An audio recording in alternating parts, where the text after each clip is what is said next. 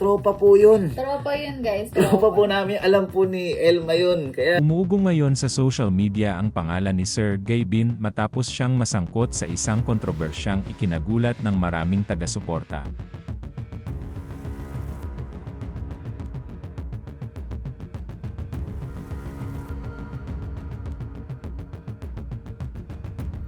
Sa Threads at X, sunod-sunod ang mga usapan, alegasyon, at umano'y mga resibo na nag-ugnay sa content creator sa isang cheating issue. Marami ang nagtaka kung may katotohanan nga ba ang mga kumakalat na chismis, lalo na matapos ang balitang isinugod siya sa ospital dahil sa matinding anxiety attack at depresyon. Dahil dito, hindi napigilan ng mga netizen na pagdugtong-dugtungin ang mga pangyayari at maglabas ng sari-sariling haka-haka tungkol sa tunay na estado ng relasyon nila ni Ma'am Elma.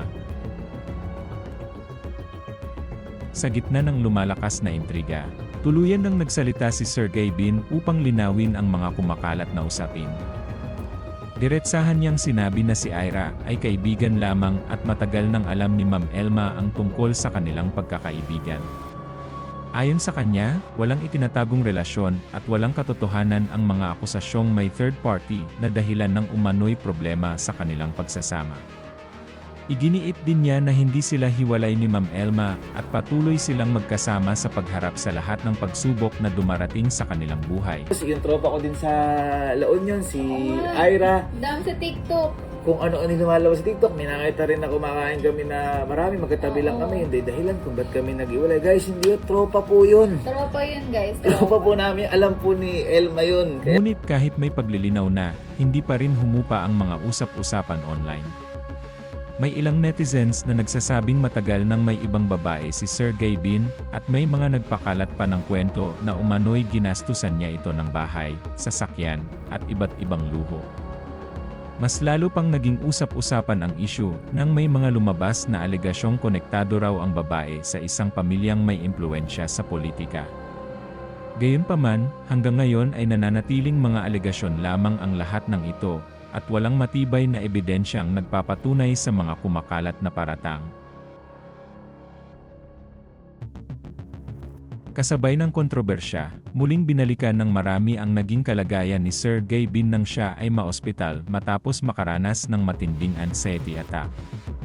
Ayon kay Ma'am Elma, marami umanong mabibigat na responsibilidad ang pasan ng content creator bilang haligi ng kanilang pamilya matapos ang pagpanaw ng kanilang amang si Pedi Kapinpin. Bagamat palaging nakikitang masayahin at masigla sa kanilang mga vlog, may mga personal na laban din umano itong kinakaharap na hindi nakikita ng publiko. Bukod sa sakit ng pagkawala ng kanilang ama, nadaragdagan pa ito ng pressure mula sa mga inaasahan ng mga tao at sa walang tigil na pagtatanong tungkol sa kanilang relasyon at posibilidad ng pagpapakasal. Sa kabila ng lahat, nananatiling matatag si Ma'am Elma sa kanyang suporta kay Sergey Bin. Ipinaalala niya rito na napakaraming tao ang napapasaya nila sa kanilang mga content at hindi niya kailangang pasanin ng mag-isa ang lahat ng problema. Sa huli, nanawagan ang Kapinpin Brothers sa kanilang mga taga-suporta na ipagdasal ang mabilis na paggaling ni Sergey Bin.